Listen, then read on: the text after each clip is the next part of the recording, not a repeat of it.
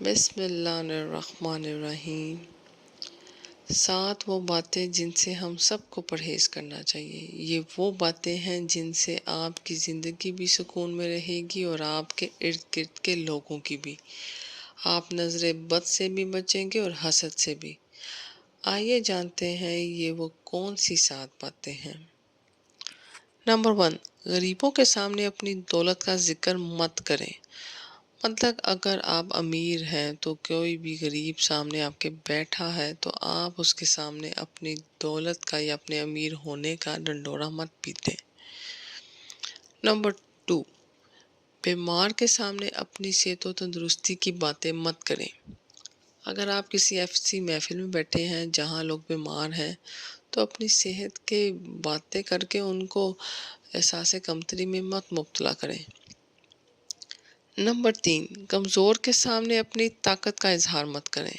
اگر اللہ نے آپ کو کسی چیز سے طاقت دے رکھی ہے تو اس کا ذکر کسی ایسے کمزور افراد سے نہ کریں جس کے پاس نہیں ہے، وہ حسد کا شکار ہوگا۔ نمبر 4، قیدی کے سامنے اپنی آزادی پر فخر مت کریں۔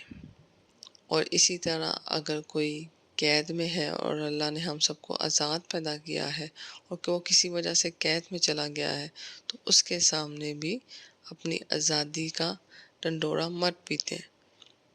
نمبر 5، افسردہ کے سامنے اپنی خوشحالی کا اظہار مت کریں۔ اگر آپ کے حالات مالی اچھے ہیں اور یا کوئی خوش نہیں ہے اور کوئی افسردہ ہے تو افسردہ کے سامنے اپنے خوش ہونے کی باتیں مت کریں کہ میں بہت خوش ہوں۔ نمبر 6، بے اولاد کے سامنے اپنی اولاد کی جلوہ نمائش مت کریں۔ اگر اللہ نے آپ کو اولاد دے رکھی ہے تو جو کوئی بے اولاد ہے اس کے سامنے اپنی اولاد کے ہونے کا بار بار تذکرہ مت کریں۔ نمبر 7، یتیم کے سامنے اپنے والدین کی گفتگو سے پرہیز کریں۔ اگر آپ کے ماشاءاللہ والدین حیات ہیں، اللہ سب کے والدین کو حیات رکھے، لیکن اگر کسی کے والدین حیات نہیں ہیں تو ان کے سامنے اپنے ماں باپ کی، اپنے والدین کی گفتگو بار بار کر کر ان کو پریشان یا افسردہ مت کریں۔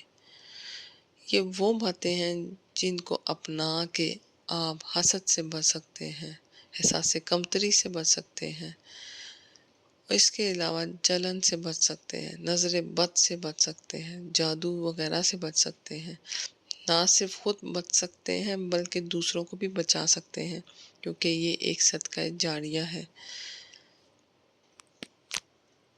آپ سب کا کوئی بھی اچھا کام جو کوئی دیکھ کے اپنا لے تو یہ ایک صدقہ جاریہ ہے اور جو نہ ختم ہونے والا ہے، کیونکہ اس شخص کو دیکھ کے جس نے اپنایا ہے اس کو کوئی اور دیکھے گا اور اس طرح یہ سلسلہ جاری رہے گا تا قیامت تک اور آپ کو اس کا ثواب ملتا رہے گا۔